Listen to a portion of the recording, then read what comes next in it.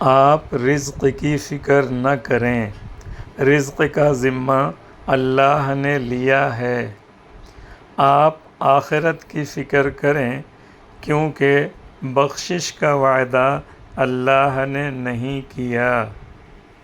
بہت خوش نصیب ہوتے ہیں وہ لوگ جن کے ہاتھوں میں ملنے کے بعد بچھڑنے کی لکیریں نہیں ہوتیں۔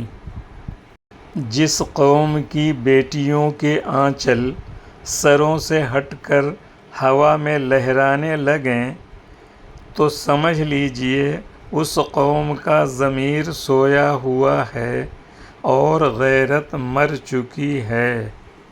جو شخص خود محنت کر کے اپنی کمائی کی روٹی کھاتا ہو، اس کو حاتم طائی کا احسان نہیں اٹھانا پڑتا۔